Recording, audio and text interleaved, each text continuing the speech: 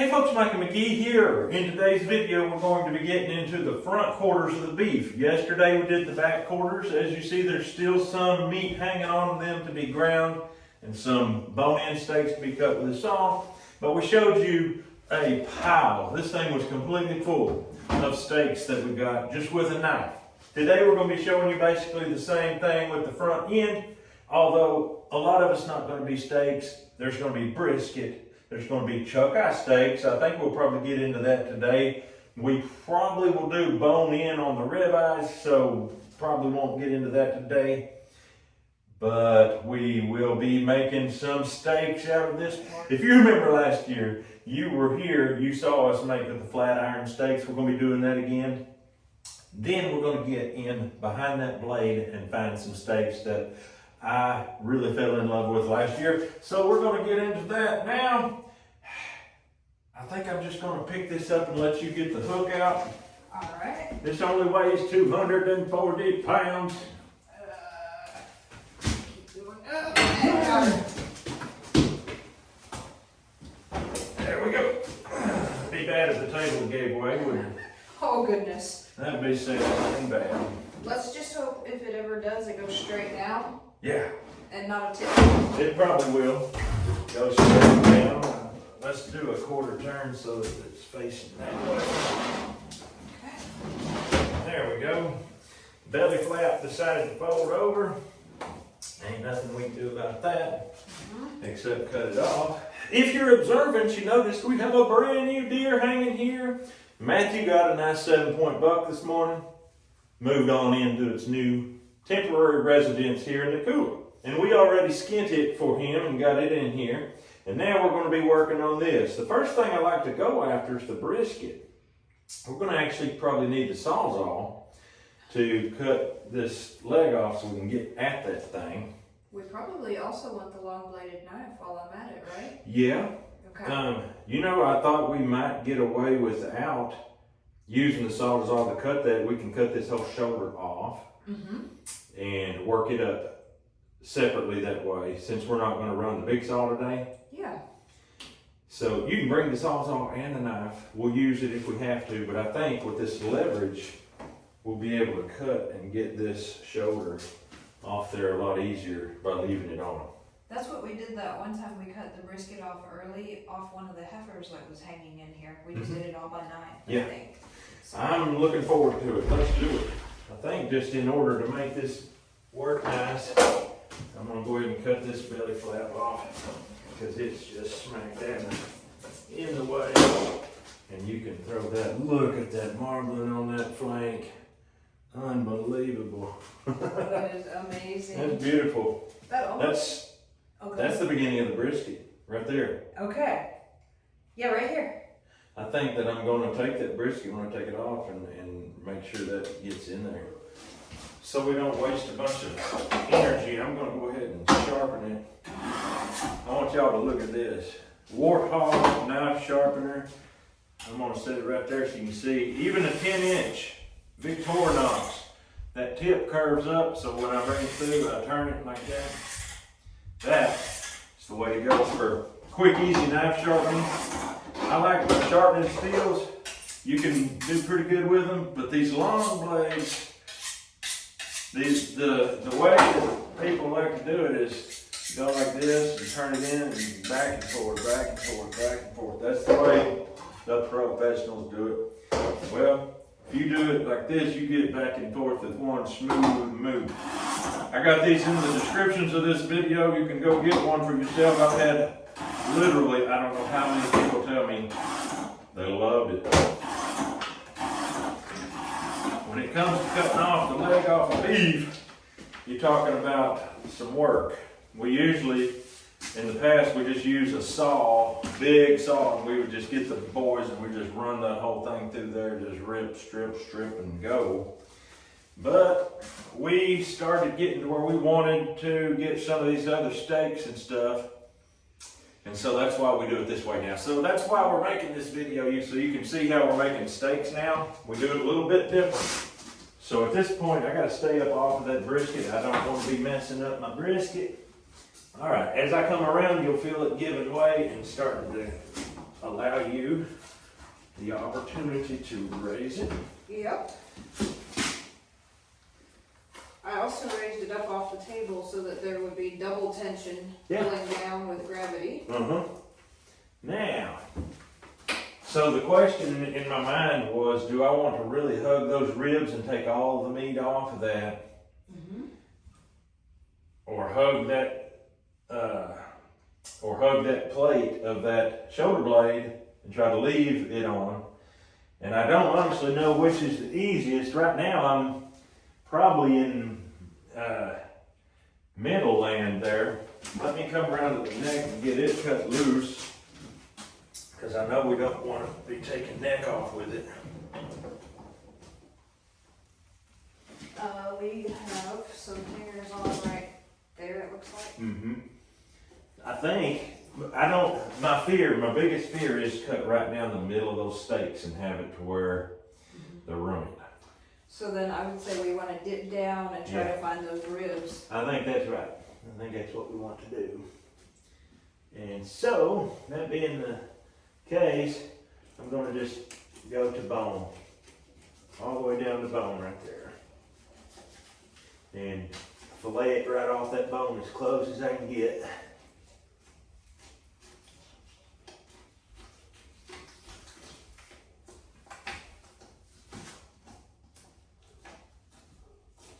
Look at that.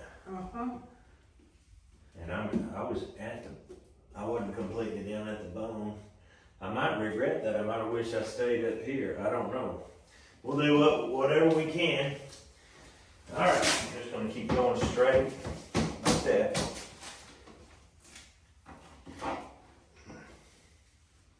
All right, that's complete. Let's take it on over. Look at that right there. That is gorgeous. That's right there. Yeah. Right here is brisket, ain't it? Yeah, the brisket should be running back through here. So I want to make sure I don't get into that and mess it up, so I'm just going to make a line here.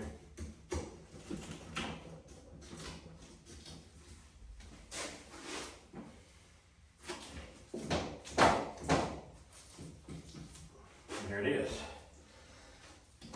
I want you to look at that. That's beautiful. It is. Lots of fat too. Yep, I'm going to cut that apart. So this would be like your rib meat right here, since it came off right at the top of the ribs. That's been a cut that you've liked historically, right? Yeah, looking at it like this, I don't think I can make steak out of that. Okay. I don't think it'll turn out good. I think it needs to be baked in the oven. Okay. And I'm wondering maybe we shouldn't do that today. We can do that. That's not enough meat necessarily, but we will find us another one to go with it. Well, there's one on the other side, on the other quarter that we can There will be, and there's also this here. I could cut and see if some of this is the same. Yeah, exactly. It would work for it.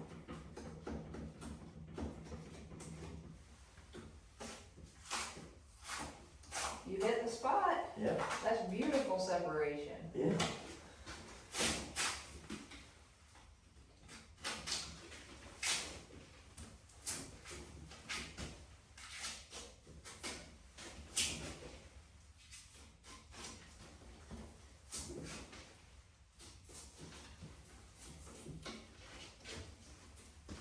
And that's my story, how I discovered boneless beef ribs. Okay, I think that'll be enough. We'll bake these with some good old brisket rub, and I want you to look at that marbling right there. That's why beef ribs are so good, because of that marbling right there. We're gonna get this on up there and get it going. Perfect. All right, we're doing that to keep this up out of the grease, because when this cooks, it's gonna have a lot of grease flowing. So there's your different sides. I'm gonna get some rub her down real good, salt and brisket rub, and we'll see how this goes. All right, first thing I'm gonna do is salt. This is real salt, Redmond's real salt. We're gonna do a nice little rub of that, both sides of the meat. Brisket rub, it's already pre-mixed.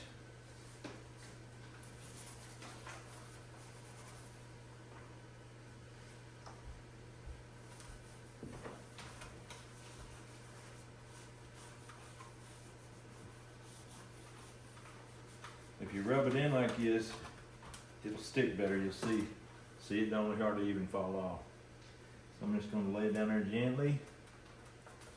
Lay this on here gently. This thing's got a bubble in the bottom. It spins.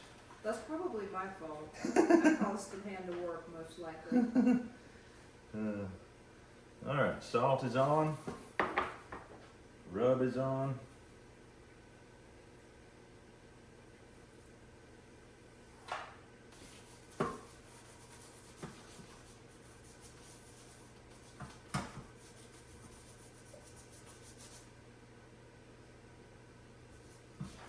What do you got the oven set on? I have it set at 300 right 300. Okay. We have her on camera saying she does 350 for everything. Everything except for slow cook stuff. Okay, okay. All right, let's stick it in the oven. 300.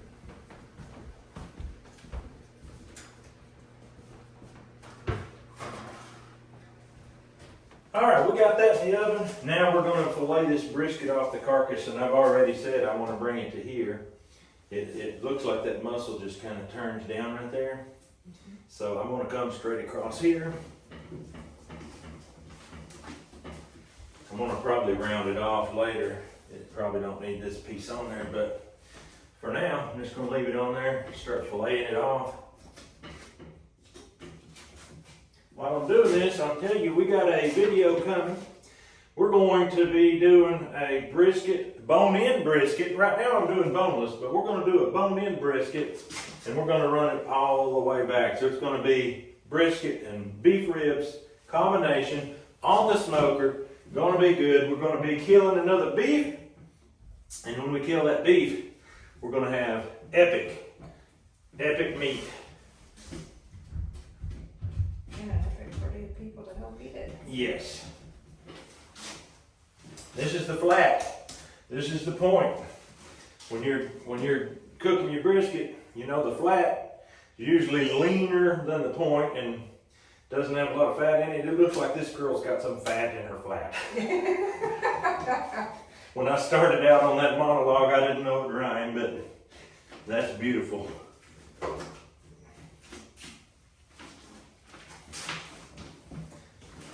We've got it going.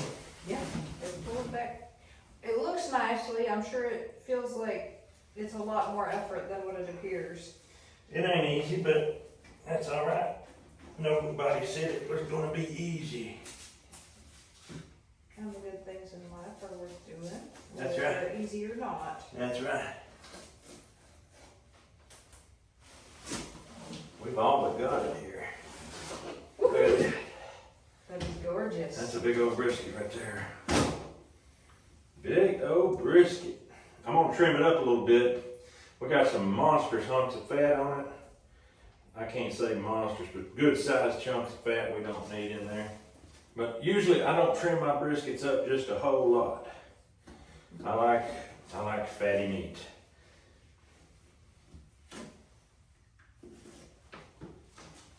Okay. That looks pretty good to me. Mm-hmm. It's got me dreaming of eating brisket. Mm-hmm. It won't be long, we'll be chewing down on a good big brisket. I think that's good. I'm gonna put this in the white one. Okay. The rest of this is all steak to be cut bone in or grinded meat to be cut up and deboned.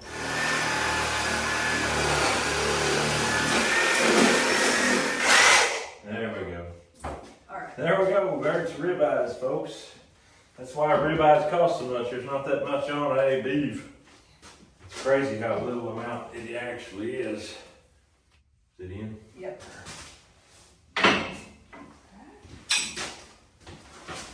It really helps if you're tall enough to hang the hook. Mm-hmm. I cut off the part that we had hung.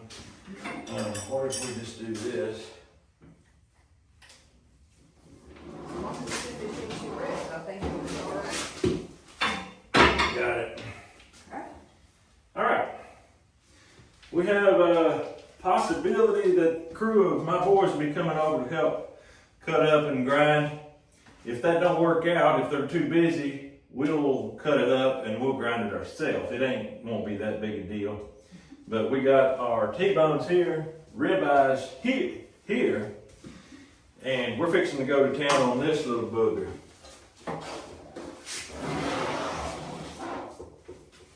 All right, this is the back side of the shoulder blade. This is not the flat iron, this is the back side. This would be called blade steaks. I think I'm gonna start filleting off the back side of this right now and get as close as I can to that cartilage so I don't lose any. That's some beautiful marbling. It sure is.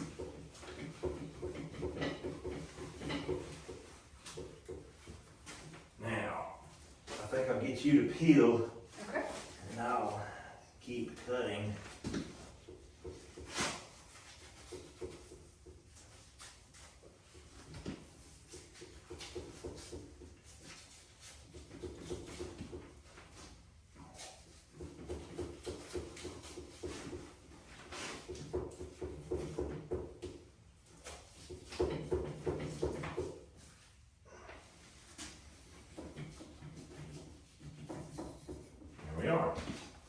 All right, now that I can make steaks with. That doesn't bother me a bit. I'm gonna trim this up and start going to town on it. I think I'm gonna divide this in the middle, right down through here. Okay. What do you want these guys named? Let's just call them blade steaks. Let's Okay. call all this blade steak. Would you look at that? Is that not beautiful? That is gorgeous. I have to come show you folks. I can't just leave you in the dark on this. Look at that. Any self-respecting meat eater will drool over There's that. no, yeah, self-respecting meat eater. Where's all the self-respecting meat eaters in here? Right there, that's where he's at. That is beautiful. Watch this. That's a steak right there. That's a steak and a half. That right there is what'll make your mouth water. You'll wake up at night in a cold sweat.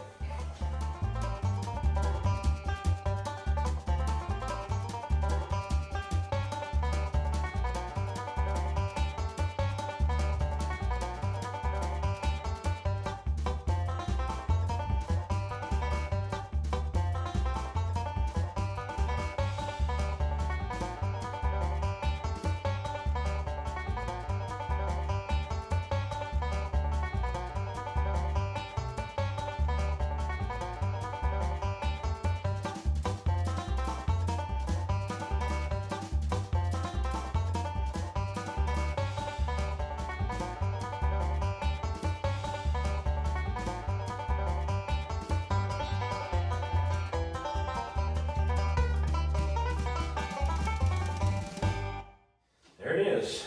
Now that right there is a sight for sore eyes.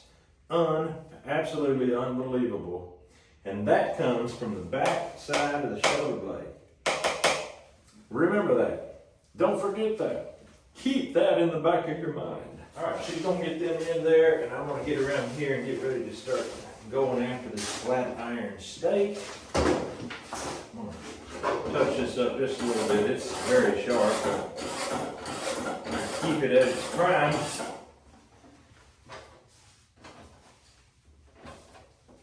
I was amazed at how this here, man, it is so sharp. It just comes in through there like butter. It didn't have any trouble, that's for sure. No trouble whatsoever.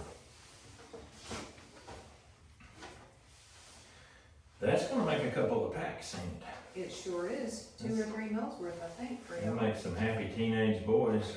Oh yeah.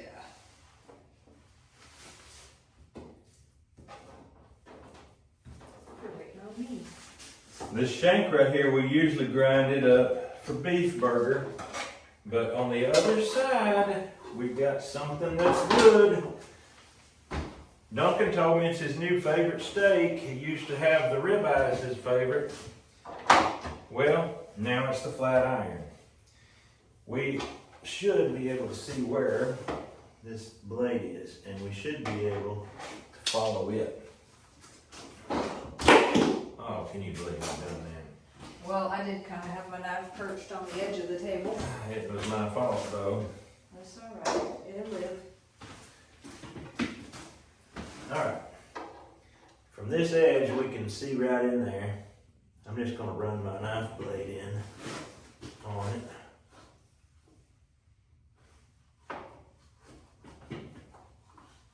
All right, I'm gonna get you to separate them. Okay. Like pull up on this? Yeah. Okay.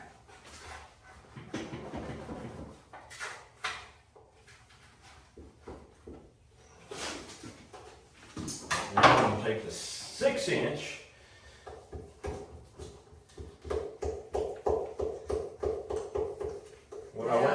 What I went around right there is in all shoulder blades. There's always a hump right there. Pork has it worse.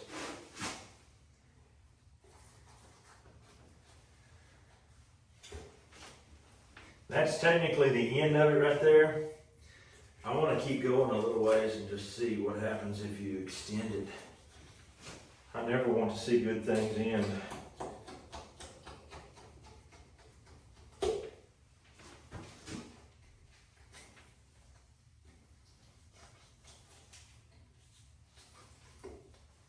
Alright, that's your flat iron right there. It's basically here, but we extended it way over.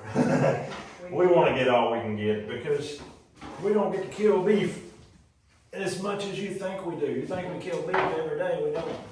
Not quite. I'm gonna go ahead and cut down the middle here. You can clearly see right there is there's that rubbery sinew you have to cut out of them. I'm gonna trim it up just a little bit, get this big chunk of fat off.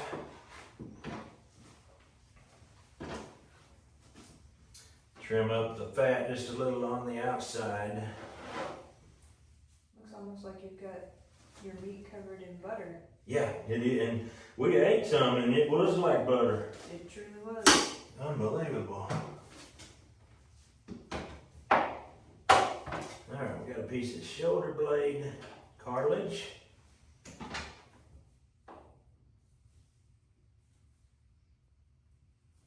I think I'm going to cut them into steaks and cut that junk out separate so I don't mess up. This is the dummy way to do it, folks. Sometimes it pays to be a dummy. That's all I can tell you. Now, if you want your big flat iron steak to be whole like this, you have to fillet it out, but I love mine cut into strips like that. Duncan is probably going to fall out of his chair when I say that, but I like it about like this right here. Then I can take my knife and I can clearly see that cartilage junk in there. And it's easy to cut it out. And the way that we've been doing it here recently is take these strips and just sear them off just like this. You talk about some good eating. They're good. So this right here will be my finished product. And I have this intuition that it might be good for me to leave it just like that and sear that and just eat it off of that. Okay, yeah. That's just an intuition I've got that it may be nice. And so I'm thinking this time I'm going to do that. I'm going to go ahead and cut this one off since I've already got it started. It would simply be like a piece of gristle Mm-hmm. in any other steak. Yes. I love trying new things. Mm-hmm. That's the new thing I'm going to try is that. And next year or whenever you see me kill another one that's my own, I'll tell you. Maybe not even when it's my own. Maybe if it's somebody else's, I'll tell you how that turned out. But for right now, that's how I'm going to do it. Just like that. It's called McGee Improvised Flat Iron Steaks that he don't know what he's doing. Or he just wants to try something new. Yes, I'm gonna try it. I've got to try it. And if it's not bad eating it like that, it'll save you a step or two in the processing too. Yeah, absolutely.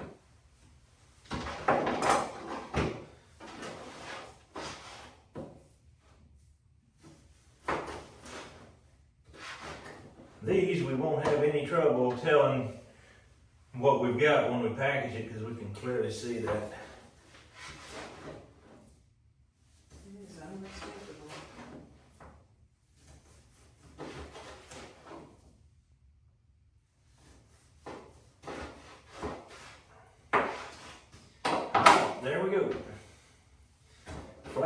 irons.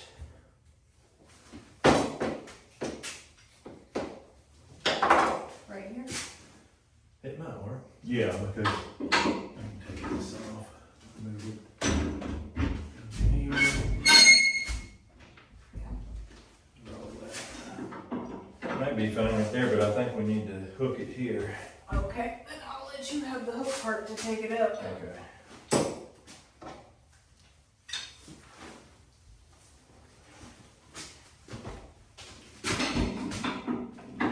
Alright, that'll work. Okie doke, there you go. Alright folks, that's what we got off of one shoulder. We got these blade steaks, we got these flat iron steaks, and we got this brisket, and we've got all this left still to grind up into burgers. So that's just something you can kind of go by. If you're killing your own, you're just kind of ad-libbing and you're just kind of wanting to have some fun. That's kind of how we have fun around here. So I'm not going to close this video out until you see how our boneless ribs turn out that we threw in the oven. Let's do it.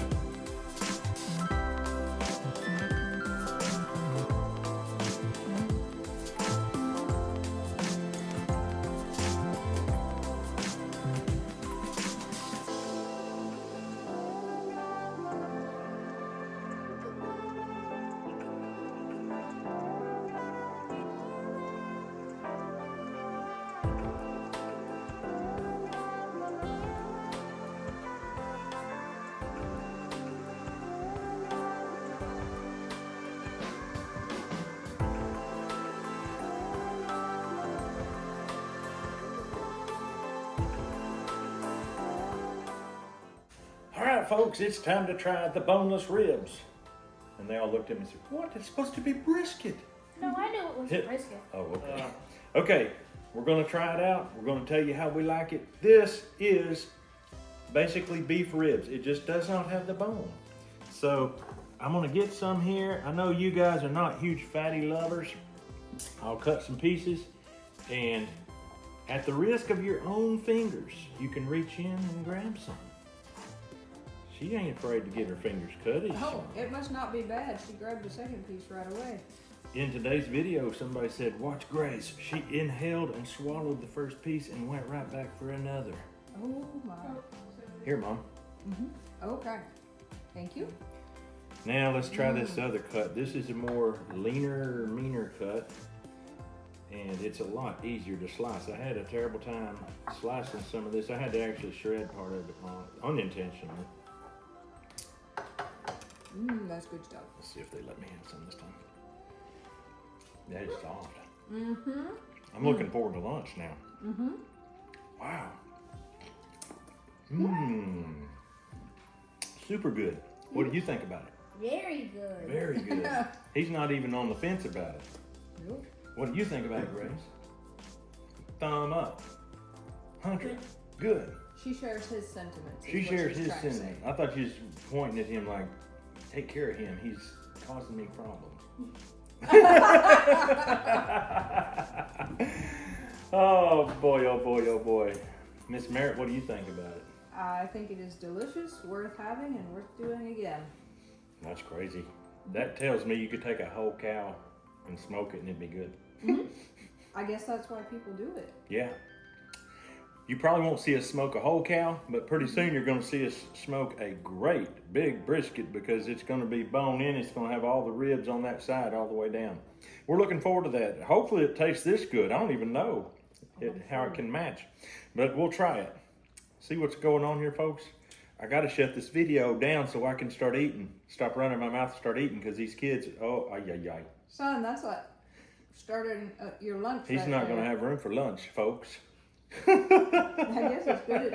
It's good. Oh man, he looks like a pterodactyl trying to swallow a watermelon. All right, folks, we're going to get out here. Hope you have a great day. We'll see you on the next video.